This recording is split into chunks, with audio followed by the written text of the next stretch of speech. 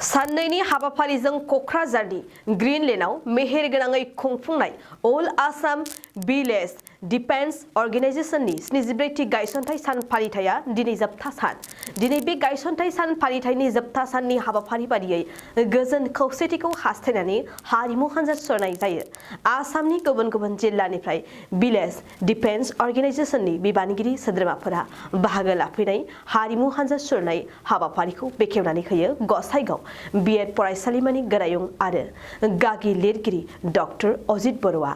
बिथाङा हारिमु रेलिखौ बेखेवना होनानै जोंनि बड'लेण्ड बुब्लिनि सिगाङाव माखासे गोनां बाथ्राफोरखौ बुंथिदों। बे मोनसे आफाद भिलेज डिफेन्स अर्गेनाइजेशन बेयाव आङो लोब्बा गैयामोन। नैबे हाबाफारियावसो आंखौ लोब्बा खालामदों आरो बे हाबाफारियाव लोब्बा जानो मोननानै आङो जोबोरै गोजोननाय मोनदों। बेनि थांखियानो जाहैबाय जे जोंनि गामिखौ रैखाथि होनाय। बे आफादनि थांखिया जोंनि गामियाव गोजोन आरो खौसेथि आरो जौगाथाय लाबोनाय बेनो गुबै थांखि। दा मैयाजों आरो दिनैजों क'क्राझारनि ग्रीन फिल्डआव साननैनि हाबाफारि लानानै बे मेला जागासिनो दङ। दिनै अपेन सेसन 12 बाजियाव आरो फुंनि 9 बाजियाव बे आफादनि फिरफिलाखौ बिरहोदों क'क्राझारनि मानगोनां एसपि पुष्पराज सिं सारा। आरो 10 बाजियाव मोनसे हाबाफारि दं कालचारेल रेलि क'क्राझार ग्रीन फिल्डनिफ्राय क'क्राझार डन बस्क'सिम थांगोन आरो बे हाबाफारिखौ बेखेवनो थाखाय बे आफादनिनो बिबानगिरिफ्रा आंखौ दायथ' होदों, बिबान होदों। आङो मिजिंथिदों 10 बाजियाव बे हाबाफारिखौ आङो बेखेवनानै होगोन आरो लोगोसे आं मिजिंथिदों नैबे हाबाफारिनि गेजेरजों कालचारेल प्रसेसननि गेजेरजों जोंनि समाजाव जि मोनसे गोरोबलायै हारिमु राव गोबां रोखोमनि धोरोम दङ, दा बेनि गेजेराव जोङो इउनिटि लाबोनो हागोन होननानै आं मिजिंथिदों। जोंनि थाखाय जोबोर गोनां बे इउनिटि इन डाइभारसिटिया।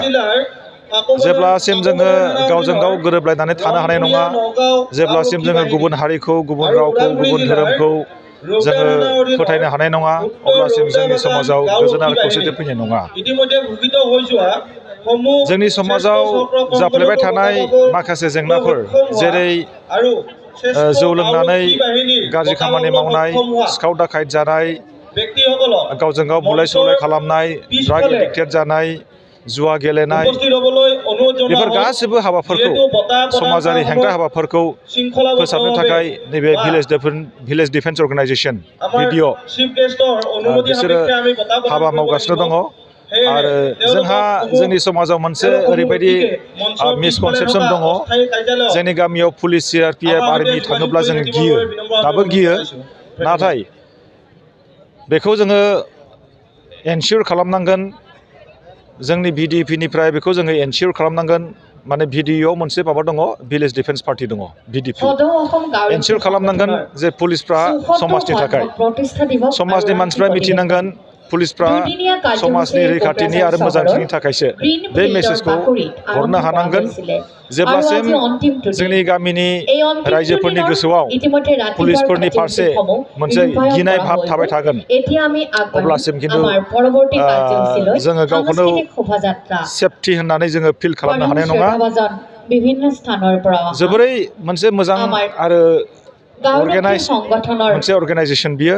बेयाव पुलिस डिपार्टमेन्टनि SP दङ, DSP दङ आरो डाइरेक्टर जेनेरेल अफ पुलिस दङ।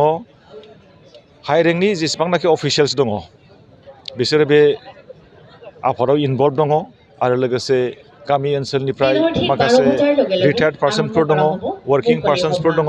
माने बे मोनसे ओरैबायदि अर्गेनाइजेसन जेरावनाखि पुलिसाबो दङ, पाब्लिकआबो दङ आरो बेनि गेजेरजोंनो समाजाव हानायमानि मोजां थासारि लाबोनायनि मोनसे थांखिजों बिसोरो खामानि मावगासिनो दङ।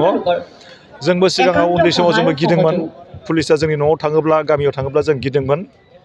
नाथाय जोंहा दा क्लियार कनसेप्ट जाबाय आरो बेबायदि मोनसे मोजां मेसेजखौनो जोङो समाजाव दैथायहरनांगौ। दिनै 12 बाजियाव दिनैनि समाव जे भिलेज डिफेन्स जिथु अर्गेनाइजेसन, बियो बेसेबां सुबुंफोरनि थाखाय गोनां होनना सानो नोंथां? भिलेज डिफेन्स अर्गेनाइजेसनाथ' जों बयनिबो थाखाय गोनां, नाथाय आङो बेखौनो बुंगोन जे जोंनि गोबाङानो बेखौ मिथियाखै, बेनि गोनांथिखौ मिथियाखै। दा मिथिहोनांगौनि गोनांथि दङ। आरो भिलेज डिफेन्स अर्गेनाइजेसननि जेसेबांनाखि VDP दङ, भिलेज डिफेन्स पार्टिफोर दङ, बिसोरो जे रावखौबो बासियालासिनो धोरोम, राव, हारिमु बेखौ डिसक्रिमिनेसन खालामालासिनो बयनिबो थाखाय बिसोर खामानि मावनांगोन। अब्ला जोङो गावखौनो गाव माने सेफ होननानै जों फिल खालामनो हागोन। नोंथाङा सानाय सुनाय बेरामनि जेंनायाव गोग्लैदों नामा? जुदि नोंथाङा सानाय सुनाय दंब्ला जिंगासिनांगौ गैया। चिरां जिल्लानि बेंटल गेट साफागुरियाव दायो SI निउर' थेरापि सेन्टार दंसै। बे थेरापि सेन्टाराव नोंथाङा गोरलैयैनो देहानि सानाय सुनायखौ फाहामथाय लानो हागोन।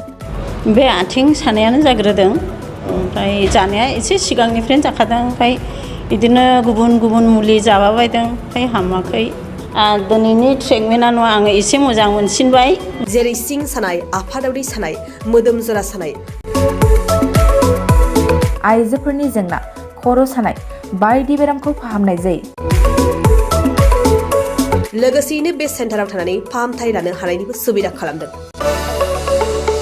नोंथांमोनहा SI निउर' थेरापि सेन्टाराव फाहामथाय लानो गोसो दंब्ला नैबे मबाइल नम्बर 7620160459 नङाब्ला 9476977956 आव थोंजों सुलाद लानो हागोन।